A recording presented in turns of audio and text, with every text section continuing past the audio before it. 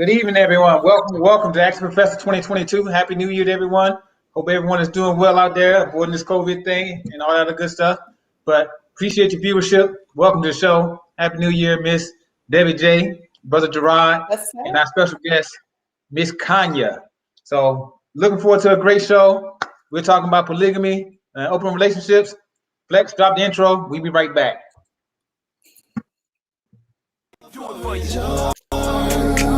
Baby, the floor is yours. Yeah, baby, I mean the floor is yours.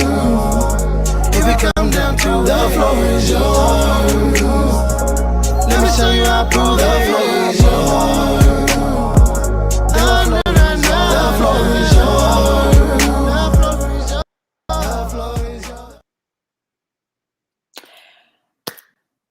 Hello, everyone. How are y'all on this fine day? Hello. I'm sorry. I'm doing good. I'm about to say, what is going on? Well, thank you to all the viewers. Y'all know the routine. We need y'all to like, share, invite, subscribe, and follow us on all platforms. That's Facebook, Instagram, TikTok, YouTube, and LinkedIn. If your people do not have Facebook, please send them over there to our YouTube page to join a conversation. We'll be able to see the questions that they ask. Of course, we're going to be addressing some of the questions throughout the show because we love for y'all to intertwine and to talk with us. That keeps the conversation going. We want to make sure we're on the right track for you because we're doing this for you.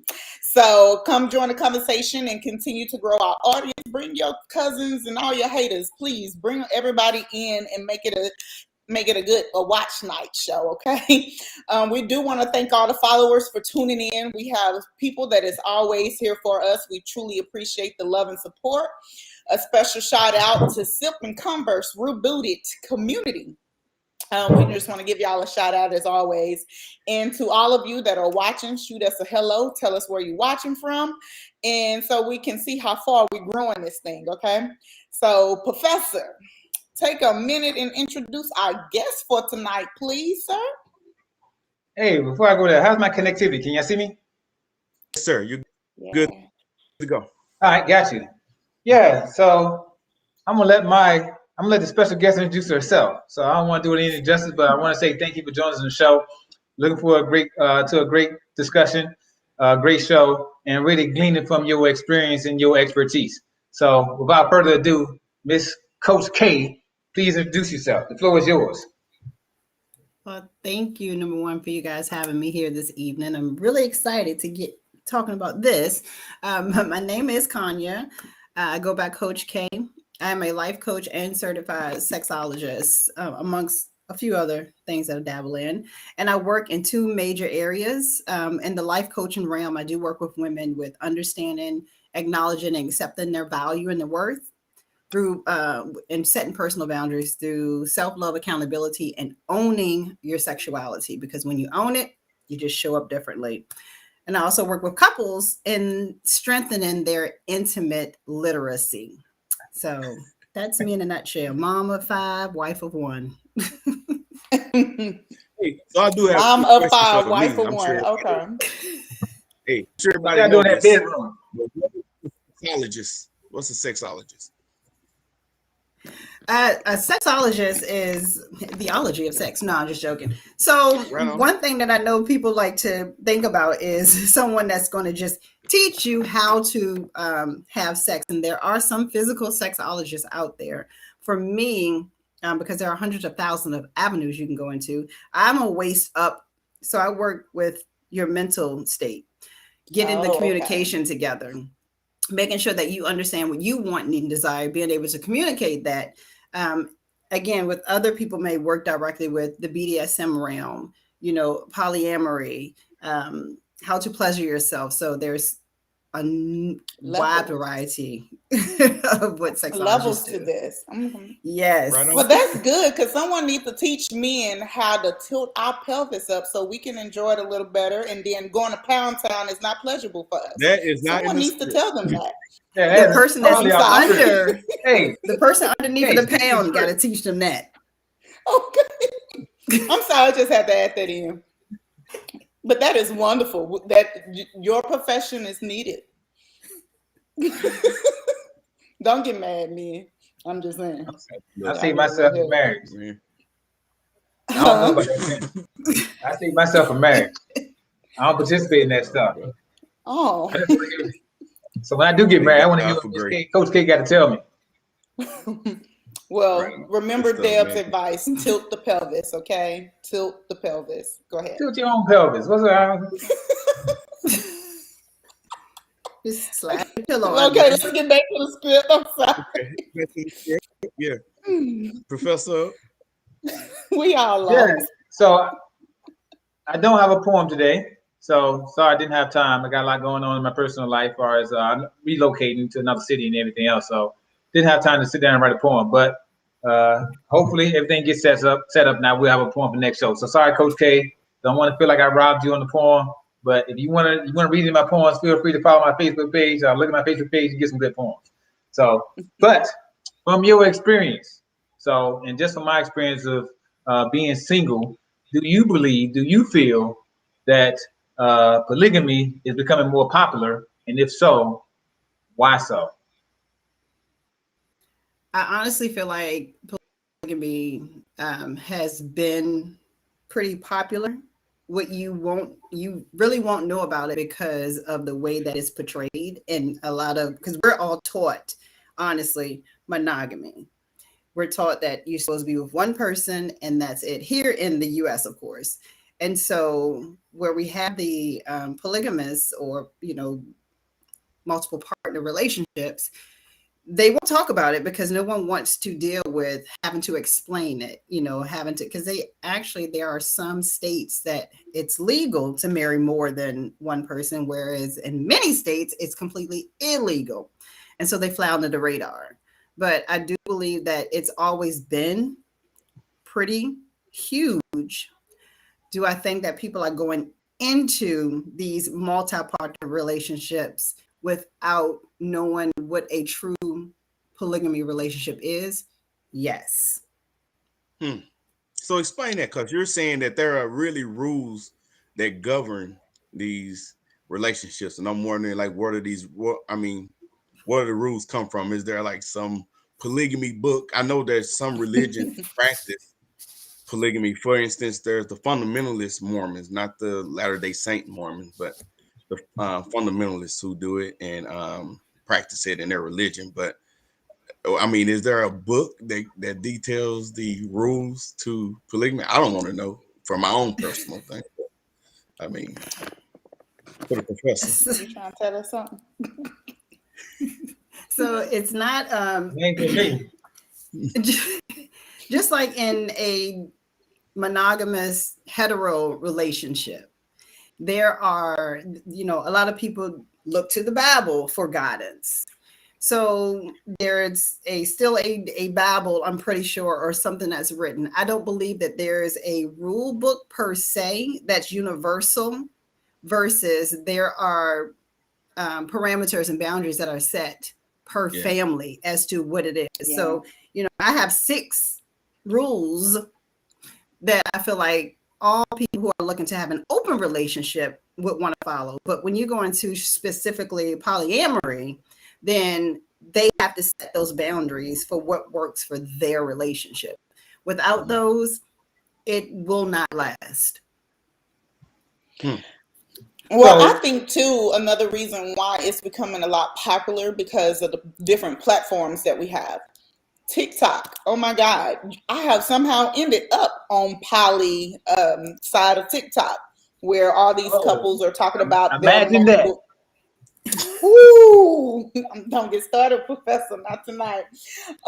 But no, it's just crazy how many people are actually doing it and how many people are actually okay with it. And like, hey, and the cheers that they get in the comments, it's like, oh my God, I would never. And I can say I would never because I would never. I don't like to share. So hey, do what's best for y'all. But I think it's the platforms that now that it's actually open, that more people are seeing it. more people are wanting to try it. You know, just like any fad or trend, people try it and then end up liking it. So, I mean, I think it's to the different platforms that is bringing it to light. I think they've been doing it, but now we're actually seeing it in the forefront Kind of because popularizing it and making yeah, it more in the forefront. But to Coach K's point, I don't think people are really considering what that means. Okay, maybe it sounds good to some people, like, hey, I can do what I want as long as I'm open. But Coach K, if you could talk about some of the hurdles or the challenges to that.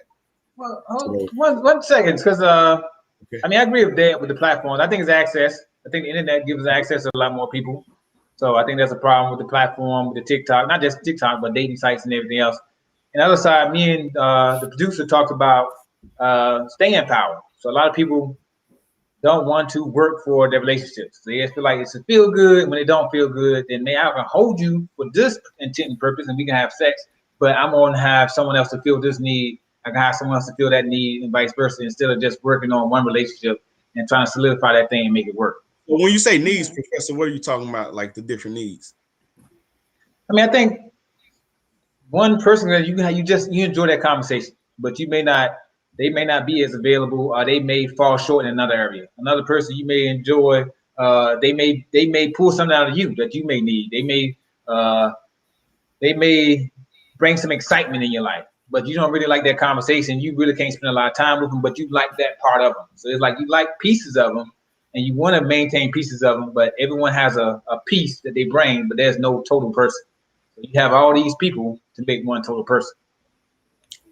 And and then see, too, I think y'all are merging. If I'm mistaken, let me know, Flex, because I'm thinking you merging poly and open relationship. They're two different things. From my understanding, an open relationship is a husband and wife that can date outside of their marriage, as long as they're respectful and their spouse know. Poly, these people on poly, they're actually living together.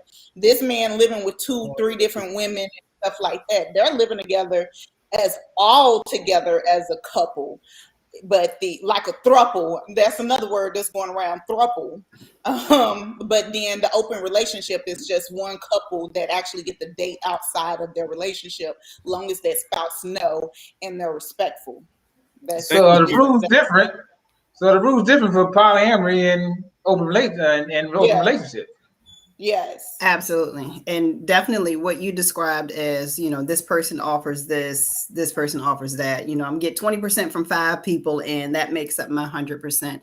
That's more or less an open relationship versus polyamory, where you are in that, you're with that whole person for everything that they offer. So you have that solid team.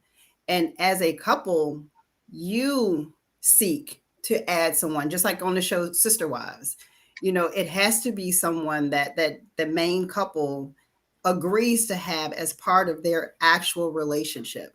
Mm-hmm. Because moving forward in the household, you're going to bring children into the household. You're going to go on family trips. That person needs to get along with. They don't have to be best friends, but they still have to respect the boundaries of, this is you guys' relationship. This is our relationship. The women or the two men, however it is dynamicked up, they also have their own individual relationship. So it's almost a family in the polyamorous world, whereas an open relationship is, you're my wife or my husband. I love you to no end. I cannot commit to one person. And so I want to make sure that I'm able to go out and do X, Y, and Z. Oh, wow. Or maybe one of the spouses is ill and not able to fulfill certain things. And so they say, okay, well, here are the rules. As long as I know this, or you don't tell me this, or whatever, then you can do whatever. I got it. Okay, so the poly is really trying to create a family dynamic where we all are in a intertwined. relationship. Wow, under the same roof. A lot of them are. What I'm seeing on TikTok, they're under the same roof. Most of the time, you do live in the same household. It's a little more difficult to not, only if children are involved, because you all want everyone to learn to truly intermingle with each other. But there are some relationships where they are in two completely different homes, but that works for them. Mm-hmm. Mm-hmm. Oh wow, man. Okay, I learned something. So All back right, to let's the hit the rule number one. yeah. So the first thing that I always start with is communication. Communication is going to be the key rule for any open relationship. I don't speak on polyamorous relationships, but these, of course, can spread over. But in an open relationship, you have to be able to be completely transparent about everything. That's hard to do in a damn monogamous relationship. I agree. I do agree. So why is it more important? There's no different level of importance between monogamous and a multiple partner relationship. Is it more important than a multiple partner, or is it just as It's important? It's it's probably more more important. important. Yeah, because the more people you trying to come together as one, everybody has to be on the same page. So yeah, you're gonna have to communicate more. You're gonna have to fill them Absolutely. out more. That's yeah, that's gonna So be to harder me, to do. it seems like there's a absence of, or could be potentially an absence of loyalty. Like, how do you define? I guess you got to trust that there's loyalty because you don't. I mean, you don't know. I mean, I'm saying that from the point of like STDs or just whatever is going on. You know, one person has more feelings for the other person than you know the one that you're initially in a relationship with. I can just imagine that it can just go a number of different ways. So how can you be loyal to one person or devoted? I guess you're not devoted to someone, to any particular one. Loyalty is in the eye of the beholder, essentially. If I'm loyal to you, this is our relationship. I'm also going to be loyal to this person. Maybe I hold their secrets and I don't tell one partner about, this is what this person is going through. But I will always have a very firm stance on any couple that is looking to have an open relationship or venture into a polyamorous relationship, that Mm-hmm. there should be a minimum of a 6 months discussion about going into it. And if at any point both parties are not at 100%, we're going to move forward, then you start your 6 months over. Because while it may seem glamorous, like, oh, this is great, we're going to go and do it. If someone is not 100% on board at any point in the process, you have to stop that process, because that's when you get into what you're talking about of the trust. Being able to know that I trust you, that if you tell me that this is what you're doing, or this is who you're going out with, or this is what you are doing, or that you're protecting yourself, or she's not doing this or he's not doing that, that is what it is. You have to be able to build that solid foundation of this new relationship that you all about to venture in. Yeah, and I'm just saying it because there's just too many moving pieces. Because who knows what the other person that I can tell you that I'm out seeing this person, but who knows what that person is doing? And if And see, she, that's just cheating. That's just yeah, but I'm No, just saying, the other party, the other party that's not in the relationship. yeah, I see what you're saying. Yeah. So if I'm going to tell my man, my husband, hey, I'm finna go meet John, and we're gonna do what I do, and he gives his blessing. No telling what John's been out there doing and how many people he been sleeping with, because he's not in a relationship. And so now I'm bringing 5 more people back to my husband because I don't know what John doing. well, so that's where that communication piece comes in. If you are going to have sex unprotected, then me as your solid partner, you need to let me know, because maybe you test and we don't have sex for a while afterwards. So the loyalty and trust belong to the two solid partners, the main folks that are in that open relationship. The ones outside of it necessarily don't owe the other party, that they're not involved with anything. So they have to be the two, that main person has to be smart enough to protect themselves. Now, if they're out there doing things willy-nilly and they're being disloyal or dishonest, then that's a whole different discussion. I get it. Yeah. So what if somebody like the professor come in? He's in tip top shape, and he just puts it down. And now, I mean, I'm just looking at all these things that could potentially happen. Why you hating, Dad? He put what down? Wham bam, thank you, I ma'am, put, down. And I put that knowledge down. That's why I put down that knowledge. it couldn't just, it may not be just the physical part. Maybe he's more intellectual or something. I just see potentially a lot of unintended challenges, that you think in your mind, like, hey, we're gonna be open, but I mean, I don't know, man. And maybe I'm just overthinking it. No, But you're not No. overthinking it. Because it's too much for you, and it's too much for someone like me. Like, our minds aren't wrapping around it in the sense of, I can't do that because it's too many variables that has to be counted, and nobody's gonna do all of that. Just one person is enough. Now I got to think about all these other people and what they do. Yeah, it can be overwhelming. That's why I say that you have to have that conversation for a minimum of 6 months before you actually venture out, because you have to talk about what if someone gets pregnant? What if someone's ex-boyfriend gets jealous and come to the house? What if you start to truly want to be with that other person? You have to talk about all of those things before you just jump out the window. I think Tiffany agrees with you. She says she's late tuning in, but hey, there's just too much going on right there. So Absolutely. But you wasn't agreeing. You want to have all that flex? Oh no, that's too much for me. I'm Tiffany right there.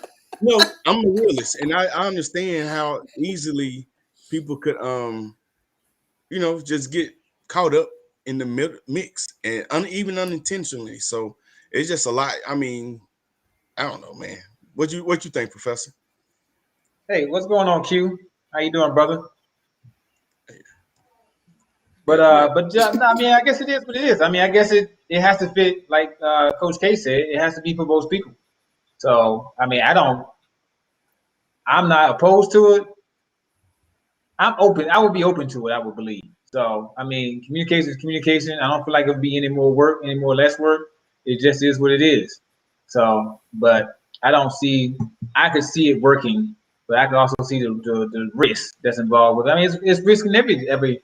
When it comes to love, we all take a risk, whether it's one person or whether it's multiple people. That's my belief.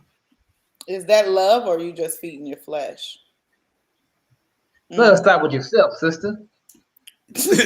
Right. Good curveball. Good curveball. Okay, so that's what about rule number 2? You gotta love yourself. So rule number 2 is know the intentions. You want to know why. And the reason why knowing why is important is because say things do kind of go awry. If you don't know why your partner initially brought this up or why they wanted to be in an open relationship, things in between the two, then you're left with, well, was I good enough? What did I lack? What did I not have? So the knowing the intentions of why could be, I've always felt, I just was not able to commit with one person. I've always known that I wanted to have multiple partners. And let me put this disclaimer out now. I'm a true to life Gemini, so all of my personalities would never work well in an open relationship. We're already dealing with multiple people. So I'm not someone who would practice this at all, but I do work with clients on that.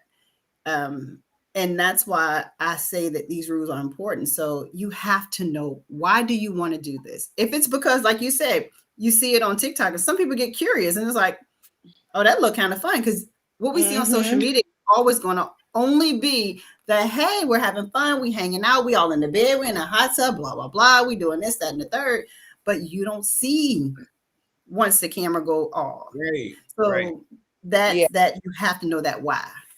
It's a good point. And I think what you end up doing is chasing after a feeling instead of actual intimacy with or that connection with a person. And I think if you're chasing after a feeling, that it's a never ending, never satisfied, flesh feeding, gratification. So that's just me. I could be wrong, but I just don't see how you could ever be satisfied with that. Yes. So, based on your experience, Miss Coach K, what are some whys? What are some whys people they pursue this type of relationship? It truly, like I said, the first one was I have a client that has said that he's never felt like he could commit to one person. This is something he's always felt that he should do. It could be that this is how culturally, this is what I've seen. So this is what I know. And so that's what I want to experience. It could be that I love you and I love everything about your mind. I even love your body, but sexually, I'm not really attracted to you. Or there are some men that put their wife on a very high level of, there are things that I would never want to do with you that I don't mind doing with someone that's not my wife. You know, different sexual acts or being able to practice BDSM. You know, I look at you as a higher value, not understanding that the connection of husband and wife means that you're supposed to break those barriers down and go for it all behind those. And, you know, it just the mindset, it could be that they're lacking something from when they were little growing up. You know, maybe there was an absent parent in the household and their, you know, laws of attraction, you seek what you're missing and maybe they don't know that. And I'm with Q. Q said his behind needs to be single. Hey, I'm with you. Hey, I agree with you, brother. Yeah. But you think about, I agree, but sometimes you just find that chemistry, that emotional chemistry with people that you just can't find with other people, and that's very powerful. That's a very powerful attraction. So to have that chemistry and to have that connection, just mentally, and they may not be very exciting physically. So yeah, and I think that's taken to a point like if I'm good enough to have your body, but hey, everything else I don't want nothing to do with you in the the spiritual sense or financially you do whatever you do. I don't know, man. That's just how I see it, and that's just my narrow way of seeing it. But I get what you're saying. People can connect sexually, but then I mean, outside of that, I there's don't see nothing how. else. Yeah. Okay, so And maybe that's not the person for you. Leave them alone and go find someone that you can connect with on all levels. That's But why or we date to that's not see. that to person find. though. That's That but person well, is hard not to find. necessarily. It could be that's just not what they want. Just like someone that is open to open relationship may look at someone as us that enjoy monogamy as, why would you want to stay with one person all the time? You know, everyone I has the hear. same pointing of the fingers of ill. Why would you want to do that? That's so close-minded, da da da. And Yeah. I'm looking at you like, well, why do you want to share? Like, why wouldn't you just try to grow together and do these things? True. But we're all wired completely different. And how we want to live our lives, we should be open to be able to say, I know that I cannot commit to a one person, or someone became sick, 5 years into the marriage, something happened, whatever Yeah. it is, And I and see you that. can no Yeah. longer give me this thing, but you love me enough to say that I'll take Tammy Roman, for example, who she told her husband, hey, I know I'm not giving you any more babies. That's not going to happen. But I will allow you to go out and naturally inseminate someone, and I will help raise the child. So she's given that to this person that you can build a co-parenting situation with someone outside of our relationship. That would be a part of the open relationship world because they have to have a co-parent relationship. Mm-hmm. Everyone's not wired the same. I see what you're saying. It makes sense. Totally. Gotcha. Yeah. Okay. Number 3. Number 3 is create a plan that includes an exit strategy. You want to have what this thing looks like. And that's when I was talking about earlier when I said, the what ifs. If someone gets pregnant, this is what the plan looks like. If someone falls in love or gets whatever, we think about the Will and Jada thing with the whole, Alzina, whatever his name is, that was a whoops. Were y'all prepared for this thing? Did we have a plan in place that should this happen? And that plan needs to be reevaluated on a rolling basis. As you grow and mature, that plan needs to change because women at some point, you're not able to get pregnant, whereas men are able to impregnate ongoing. So you have to continue to look at that plan ongoing. And that's a good point. And that's why I was saying earlier about, if you're spending time with someone, all it takes is one trip or one night or just the stars align, and now you're more aligned with that person. So I can see what the need to revisit. But I mean, once those feelings are there, I'm not saying that you can't control it, but it just introduces a challenge that unforeseen probably. People think you can control your feelings, and then you're knee deep in the middle of it. I mean, Pun intended. You never know. right? Yeah, pun intended. Hey, here's you answer to keep from getting pregnant. Snippet. Professor. All right, that's cool. Number 4. Number 4 is what I talked about earlier. Both parties need to be 100% on board the entire time through the launch of going out to finding the other parties. If at any point doubt comes into play, you have to stop that process of moving forward. Because if one is 100% going full steam ahead, the other one kind of retracted back at 60%, there's going to be a distrust and disconnect that's going to happen that will break that main relationship down. And then you are looking at the potential of we're not in an open relationship. You're just cheating because you just went full steam ahead and I wasn't ready. So I have a question. As far as this whole polygamy and bringing people into your relationship, is that ideal? Do people try to go into that to resolve problems within their marriage? And if so, do that actually fix or resolve the problem? There are many people that feel like I'm going to give him or her a threesome, and I feel like that will be something that will satisfy my partner or that will make them feel great, or it does not. Adding a lighter fluid to a grill that is already lit does not stop the flame from going out. It just intensifies it. So just adding more people into the relationship, it doesn't help at all. That should never be an alternative to we're having problems, because you all have to be in agreement of wanting and having a purpose behind an open relationship versus not.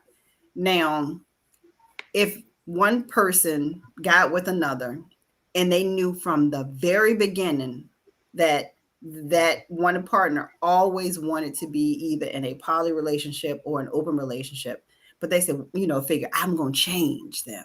I'm going to just try. I'm going to stay in here. And then that person starts to live how they wanted to live. Then that was a problem from the beginning. You walked in there eyes wide open about what your partner wanted, and you thought that you would change them. Yeah. But that's just with any relationship. Like women thinking they can change men. You can't. Can't change me. And vice versa. And vice versa, yes. Can't change me, Dad. So to Vince's point, then, if that's not like, how do you counsel them? Like, hey, you should consider this instead of, bringing somebody else into the bedroom. Like, maybe the sex is boring. I don't know. I think sex can be taught, though. Absolutely. Can't change me. I'm bad. If I'm bad, I'm bad. I ain't changing. So you counsel. I'm very straightforward in my coaching practice. Even in my agreement, I tell them, if you can't handle truth, do not come to me, period. And I'm very vocal when I say that.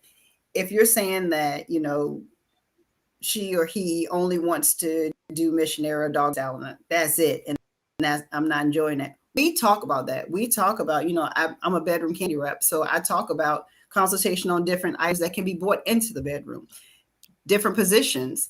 Hey, I gave an assignment to a couple one time to get a tent, put it in the backyard, and one day send a text, meet me in the tent, do something spontaneous. That will not get you put in jail, of course, because I don't want anybody to call me and say, we just got in the car. We at the park after dark. So spontaneity, I get that. Okay, so you can do that. Just think outside the box. So you really prescribe or advise people alternatives to bringing somebody else into the bedroom, like consider positions or the time of day. I mean, spontaneity. Okay. Absolutely. What are some other things? And I don't push a decision either way. That's Mhm. not my job, is to tell you, you shouldn't do this or you shouldn't do that. My job is to give you all the facts and parameters, offer you resources and tools. Ultimately, what's decided is between the couple, the two. But you have this information now at this point. So you do with it what you may. So is there one gender complaining about it more than another as far as coming to you? The more women come to you, more men come to you, or is balanced? No, so horny men. I was gonna say, I will honestly say, there are more men that reach out to become clients. Their wives are very happy and open to coming with them. And what ends up happening is, they come in, I want to get more sex. I want to do it more. I want to do this. We get in there and realize, well, you don't know how to talk to her. So she's not going to just give it up. Let's work on communication. How do you speak to her? Intimate? No, it's Usually women. intimacy. No, it's a thing called intimacy. Communication is a part of intimacy. Yes, Intimacy is me coming home from work and getting in that bed. Go wash your You know balls what? And it is, but here's the thing. His scent could be something that is very triggering to his partner. And that is something that maybe the wife say, I don't want you, when you come from the gym, I don't want you to immediately take a shower because your scent turns me on. And that could be an intimate thing. Or, I have a 30 days of intimacy challenge that I do. That's 30 days of 30 ways to express intimacy. None of them are sex. So what's the age range? How long have these people been married? I mean, you find more clients have been married for a certain period of time? They have a certain number of kids. I mean, what's the age and number of years the average that these guys been married? I would say the longest period of time of one couple, and this was a one-off. I think the husband was probably in his 70s and his wife was probably in her 50s, and they had been married for well over 25 years. But outside of that one-off, the average is about 5-ish years of marriage, because that first 7 years will be the most difficult years of a marriage. Yeah. So let me, and my guess, and I've heard people talk about this too, that sometimes it becomes a chore. So I talk to people who say, like, you know what, it's not fun. It just feels like work. So I mean, recreation. I'm sure there's no fix, but I mean, how do you address that? I'll be doing a clubhouse room on this soon. But to me, it's because if it becomes a chore, there's complete a purpose around. So we think about it. To me, a chore is me naring my legs. Like, that's something that I do not want to do. It bothers me. But the reward is I'm able to wear shorts in the summertime, or I don't have itchy legs in the wintertime. So I know the reward behind it. And so I don't mind doing it. So when sex becomes that same thing, then you have to evaluate. Is there no value in it for you? Is it no feeling in it for you? Is it I'm only doing it to satisfy you, whereas you just talked to me sideways yesterday and we haven't resolved that? So typically when it becomes a chore, there is a disconnect that has not been addressed, because sex is awesome. Let's just get it together. I mean, it is. Yeah, because it's hard to get past your feelings. Your feelings Thanks for that compliment. Thanks for that compliment. She said I was awesome, right? Oh wow! Somebody bust his bubble.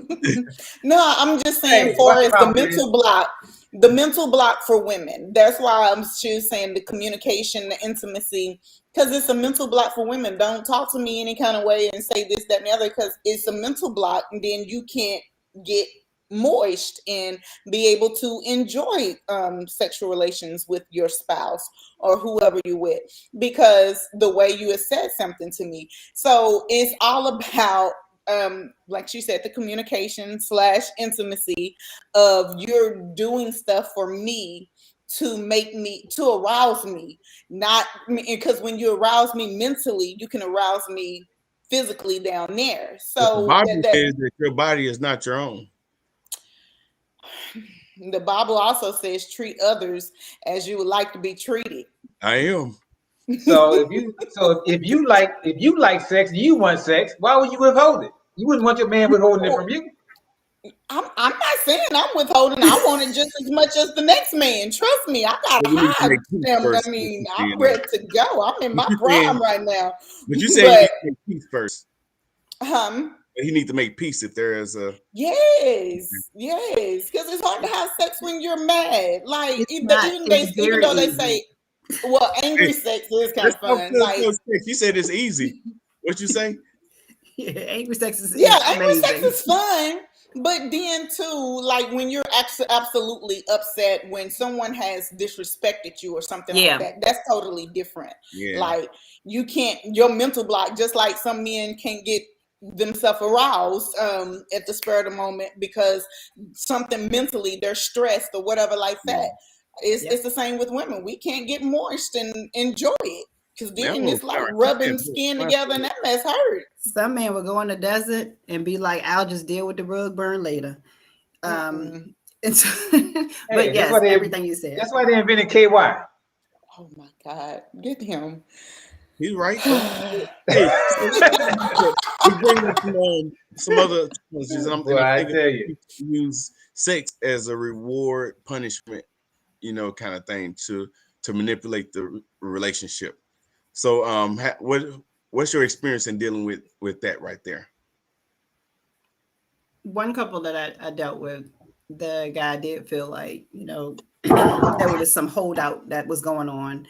And we talked about it, and it was yes and no on that.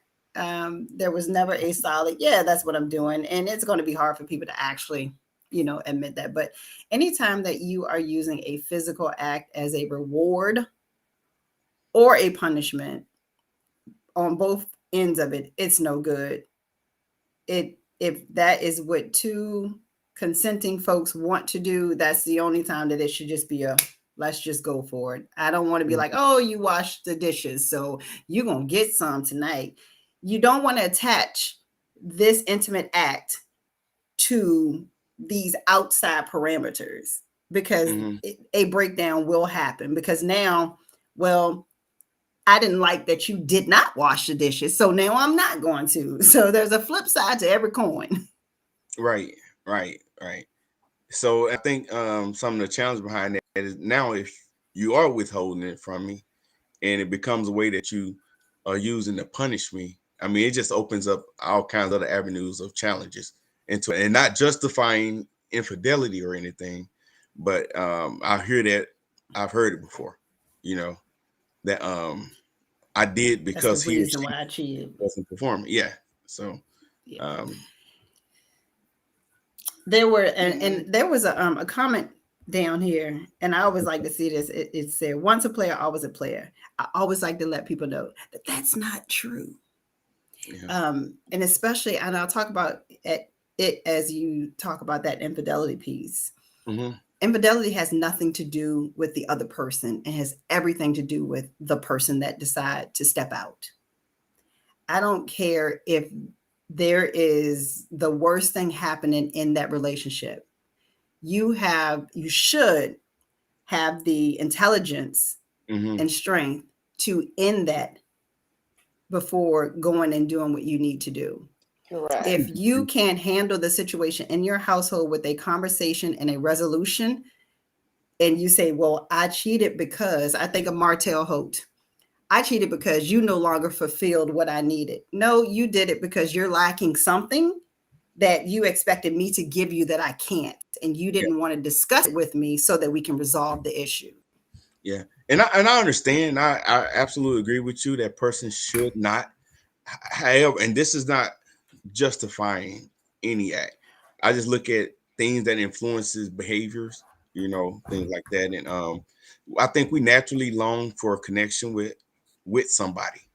And I think if it's not happening over long term, people don't know how to deal with it. And I think your profession is important because gives us, other things to consider other than infidelity. Unfortunately, we don't reach out to you until there is an issue, right? So we're left not equipped to deal with some of these challenges.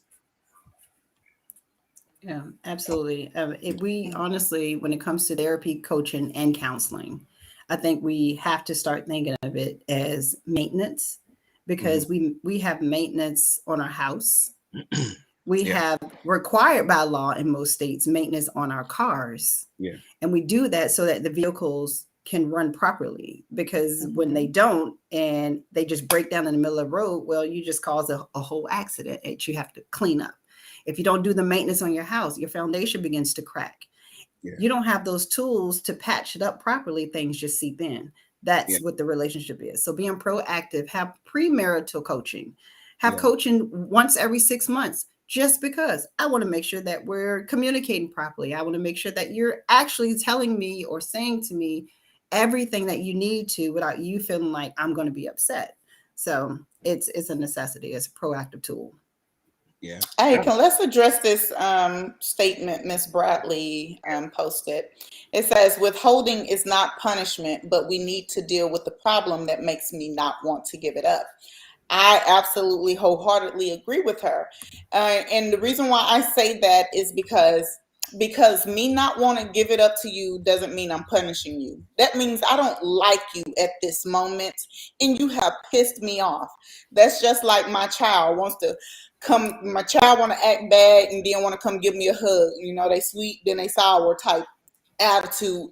At this moment, I don't want to hug you right now because I'm still pissed off and I'm still mad. Give mommy a moment and let me deal with it and process it. And then I'm come hug you. No, I'm not punishing you by not giving you a hug. I have to get myself together and deal with how you have treated me. And then on the flip side, then I'm going to come back and give you a hug. Because not every hug I give you is a reward. I'm giving you a hug because I'm showing you my love. I'm giving you sex because I'm showing you I care about you and I want the intimacy with you. So me withholding is give me time to deal with whatever the BS that you done so I can process it and then get back to you. And I agree, but the way you present it is so one-sided. It's saying that you did some BS, and that's why. And a lot of times, we're biased. Men can withhold it too. Yes, I know. I'm just saying, listening to your scenario, a person can be upset, and the way we present it is like you did something to cause the friction or the turmoil that's going on. And the whole thing, sometimes it's two sides to every story or whatnot. My issue is that things happen so fast that it takes real mature people. And to Coach K's point, that maintenance and escape plans, or what's those safe words? They're like, hey, we need to stop what's going on right now and really evaluate where we are. And I think that's comes with maturity. It comes with respect. It comes with grace, and more than anything, putting other needs before ourselves. Because I get it.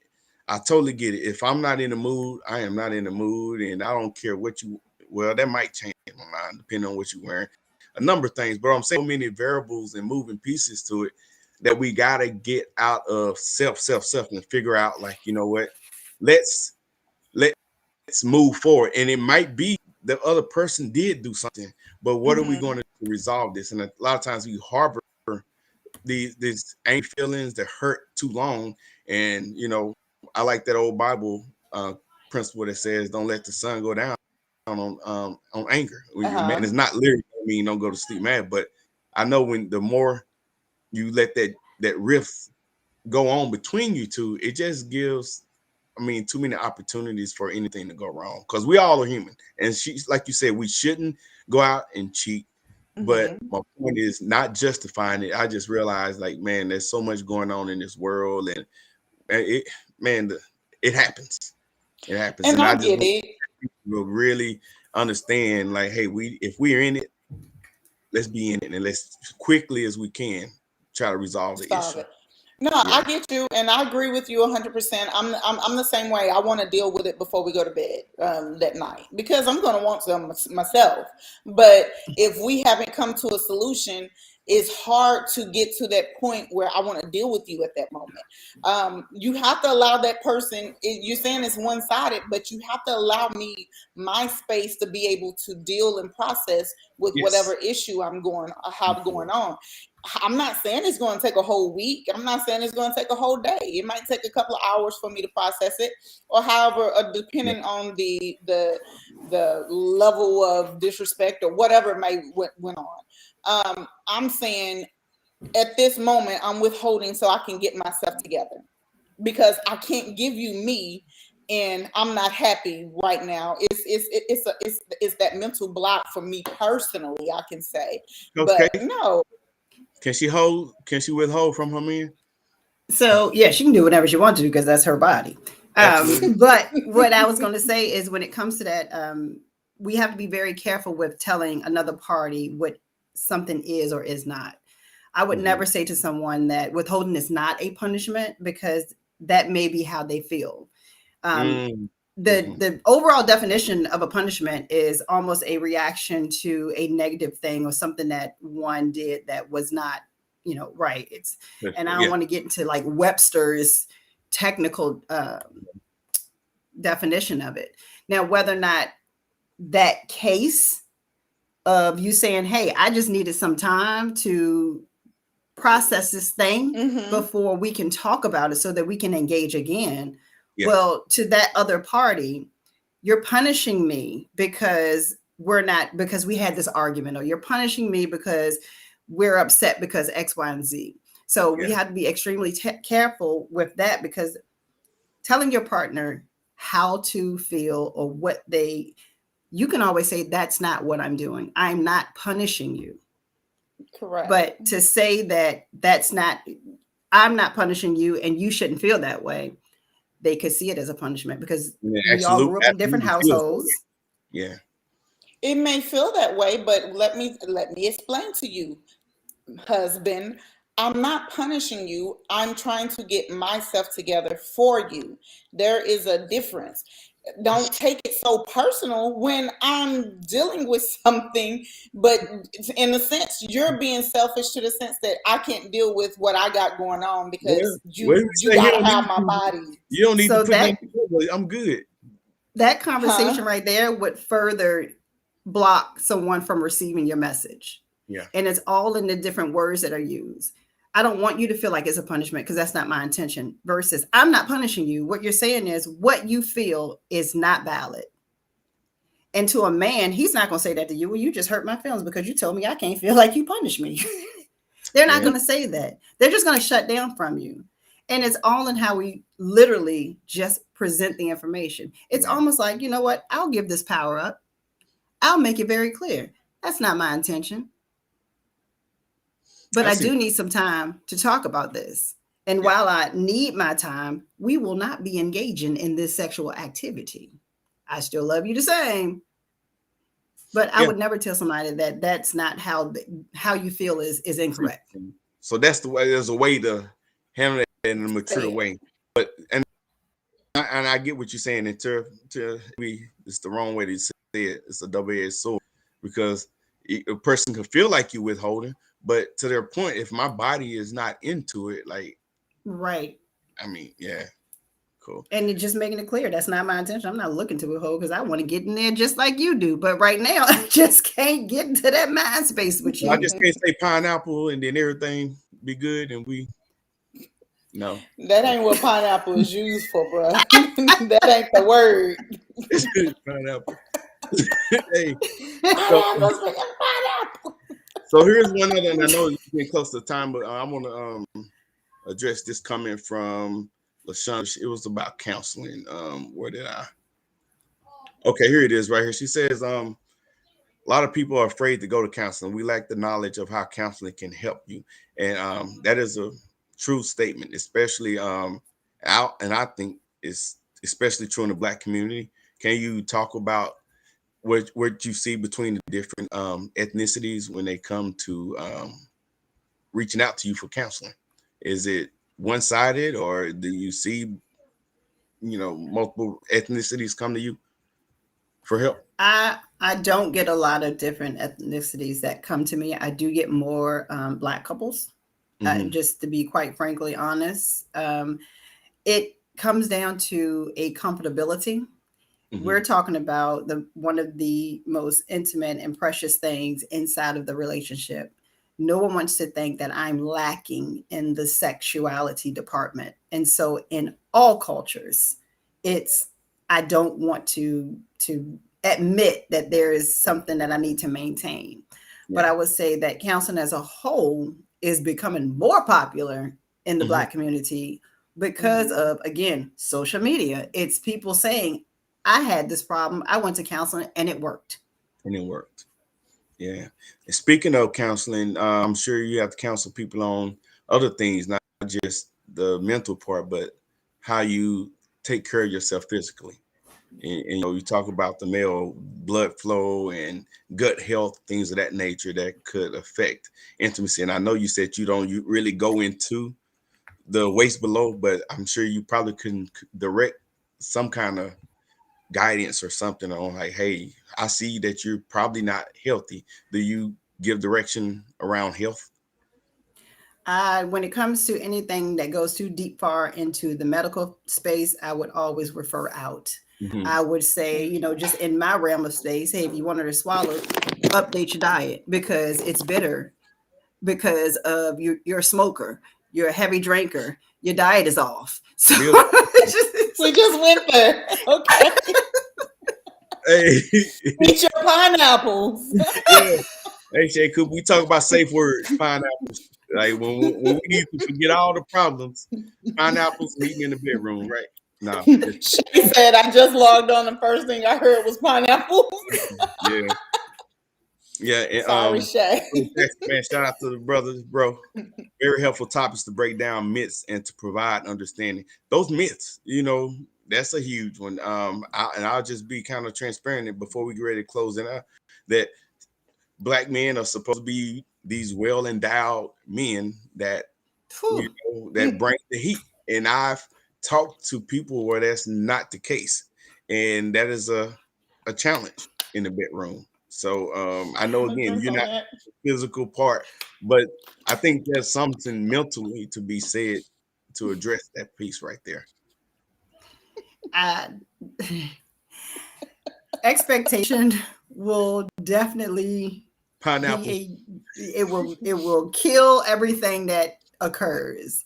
Yeah. There are some people that they are truly traditional, and I'm gonna wait until marriage. I'm not gonna have sex until marriage. Well, okay, it's okay. You can still look, you can still touch, because here's the thing: just because they are 6'5" and well built in the gym all the time does not equate to what in the world is hanging between the legs or the motion. That is hereditary. It is If just daddy got a who little their pee-pee, makeup you can is. have a little pee-pee. Man, I'm sorry. And then it that expectation is something that could kill a relationship just completely. And I've literally seen where a woman wants to divorce or leave their partner strictly because they're not the size that they want them to be, or they're not truly sexually fulfilling them in that department. What do they do about that though? So instead of divorce, what do you suggest for them to do? Trying the toys or trying different positions to try to get that fulfillment feel? Or like what do you actually do or say to someone like that? I would absolutely say, try different positions. If there's a gentleman who has a larger belly, losing a little bit of weight, because if you think about it, the skin pulls up. It's not going to get nobody no inches. Don't get me wrong. We won't say that. But, working on losing some of the gut so that you can bring some of that skin down so that you may get a few centimeters in there. Experimenting with different, one thing that people don't think about, and this is definitely not for me because, my anus is an exit wound, but using a butt plug, because what happens is when it is inserted into the anus, it pushes up just a hair. So it makes going into the vaginal cavity a little bit tighter. So yes, adding the different toys into play could also be, but positioning is definitely key. That solves Deb's issue earlier about the pelvic position or whatever. That tilt. Hey, that's it. And this has been a good discussion. I think the professor knew it was about to get hot, so he had to jump off. So he's not here. This has been a great discussion. And honestly, I can keep going because there's so much to this piece, especially I believe now more than in the past that there's more of a focus on the sexual piece. And I think it's because what I said earlier, that we're more focused on the feeling than we are the connection to the person. And I'm not saying that's a good or a bad thing, but I think that it comes with other challenges that people don't consider. Like, hey, I see the post, all I want is money, trips, and great sex. And, I'm like, man, if that's all it took to be married, I'll still be married, So I ain't to my own horn, but yes, I am. Okay, but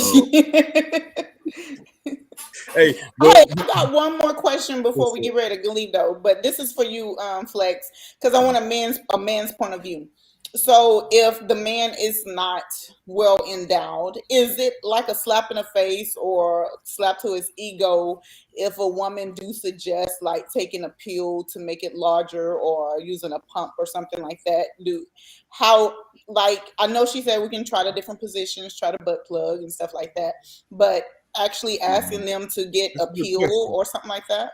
I think it takes, we talked about being mature earlier. I think it takes maturity, it takes openness, and it takes a man to feel safe, right? That you could talk to him and suggest it in truth. And it's like, my thing is that the professor saying, sorry, I can't get back on, technical difficulties.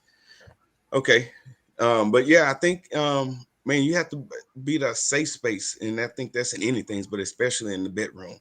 And Coach K, chime in if you want to add anything to it. But I believe if he said I ain't taking no pill. Yeah, man, we can get medical help for a number of things, and if there's something that can help you satisfy your partner, and I just think it's about being mature and being open-minded. Yes, mature, Professor. I hope you hear that. It's definitely creating that safe space. Right. So you. Yeah. I know he said I ain't taking no pill. Hey, he said that right now because he's good, but I think he'll change his mind. Okay. Here's another. Jackson says all about your approach and the comfortable. And I think that's it. You have to be comfortable, and I think it's established well before the issue happens. If I don't feel safe, I don't care what the issue is, whether it's sexual or anything, I'm probably not going to talk to you about the more challenging things, whether it's finances or anything, So I think you do have to be safe with your mate and know that it's done out of love. Okay, Shay, I got you. Okay. I like that. What did she say? She said, when I prayed about my husband, I asked for everything, all caps. I want it. God answers prayers. Remember that. Hey, right I ain't mad at you. Thank you for the insight. Let me go talk to Jesus in a little bit. Hey, you be specific about your prayer. Right on. Hey, if he Vince, don't here you go. fit, He said if it don't fit, he don't fit. Hey, but to your point, if it don't there's fit, ways he must have quit. But to y'all other point though, there's things that you can do that can alter or change that feel. So True. Okay. So I wondered about that. Yeah. So let's go ahead and move to the closing parting thoughts, Dale, because we're kind of over time right now. Okay. Miss Coach K, we truly appreciate you coming in today. Is there a lasting note or message you want to leave with the viewers and with us today? Number one, I do definitely appreciate being a part of this platform, and I thank you guys for your transparency and everyone that was transparent in the audience as well. My biggest thing is just really truly hone into yourself, because we truly attract what we exude. Just like the young lady said, that's something she prayed about, everything that she wanted. You want to do that for yourself before even stepping into that space of accepting someone into your realm. when you're discussing things with your partner, look at it from a 360 view, because what you heard is not always what they said. And I have I have an annual retreat that we do every spring, and it's 2 or 3 days that is truly focused on those specific areas. On those 3 areas, and those 3 areas are, what's the 3 areas? The Intimate Moments Academy that I do, I talk about sex, which is I forgot what they were because you put me on the spot. Okay. It's sharing experience and X-ray. I'm sorry, that's what. Okay. X-ray is that transparency. X-ray. If I told you, then I'd be giving away my master class. But okay, it's sharing experience and X-ray. So we're going to put that in the comments later for everyone that want to find out about this retreat. And you said it happens every spring, and I'm sure there's some challenges around COVID, but your plans are to push through this spring with that retreat. Yep, first one we did was last March. We limited to 5 couples only, and we're in a safe space. And look who comes back after the heat. After the heat is gone. I'm back.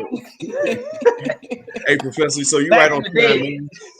Hey, I know you was following it. So we're actually giving our parting thoughts, man. We had a real in-depth conversation, man. And you're full of wisdom, bro. So we're going to give you an opportunity to share some parting thoughts with the group before we get up off here. I always say love yourself, know yourself, understand yourself. And that's the work we all need to do in relationships. And if you can understand and love yourself, then I think you can understand and love others. And I think that do a lot to bridge the gap as far as communications and any other issues you may have in your relationships. Okay. My parting thoughts is going to come from none other than Miss Shay Cooper Session. I'm going to say, talk to God about everything. He answers prayers. Oh yeah, got a couple of I love that. Couple other comments going on here before. Appreciate you, Coach K. Okay, yeah, we'll definitely get you back on here again. We'll be on the spot again. You'll be back, right? Oh, absolutely. Look, I like being on the spot. What else do we have? Shay said, "What I heard is not always what he says." Yeah, that's a good one right there. And she said, "Please do come back." So yeah, my parting thoughts is simple. Don't wait until there's a problem. Put some checkpoints in place. I always evaluate and reevaluate where you are. Make sure that you're meeting each other's needs, each other's expectations. Make sure you got realistic and fair expectations as well. And I always remember, relationship is about how we interact with each other, and not about what's good for me or what's good for you. It's what we are to each other. So, man, just going in and remember, I like that. It's a thing of service. So yeah, I get a good one in every now and then. But I do want to, before we get off here, I want to plug in your information and let you tell us how to reach you and what services you offer and all that, Coach K. Well, you can find me on Clubhouse, Instagram, Facebook. That's probably all of them. At Coach K 101, COACHKAY 101. For Facebook, you can also just use Love and Intimacy 101. Twitter, it's Coach K 18, pretty random. Or you can just always message me. You can contact me. My phone number is right there on the screen. I do answer phones. I do answer emails. You can learn more about my coaching practice and the different services that I offer, including this Intimacy in Motion box you see behind me at loveandintimacy101.com. What city are you located? I'm in Richmond, Virginia.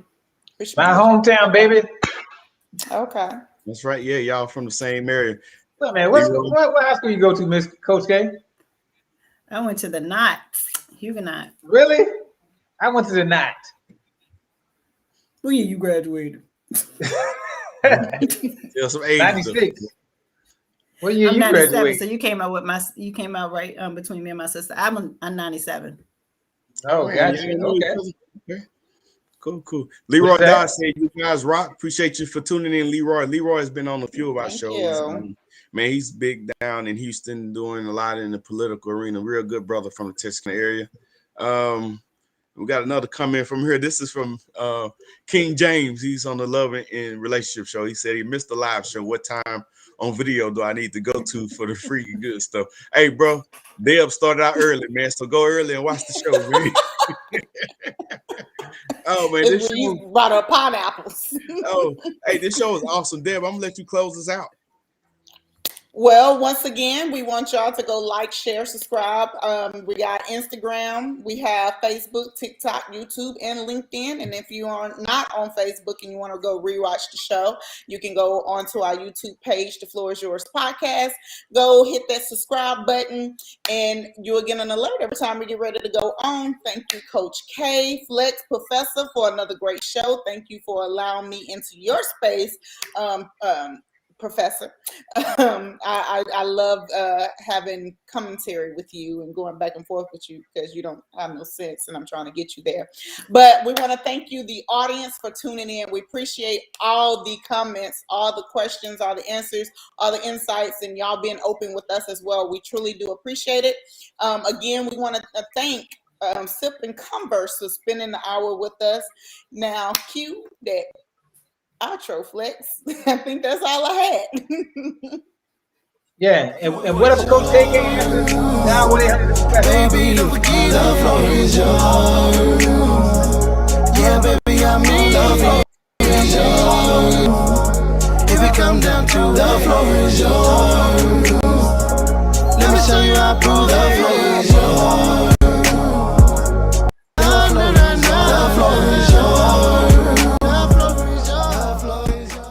The floor is yours. Good night. Yeah, before you put this outro, I want to say call Coach K. She can answer your questions, but if she can't, dial 1-800-Professor. We back for 2022, baby.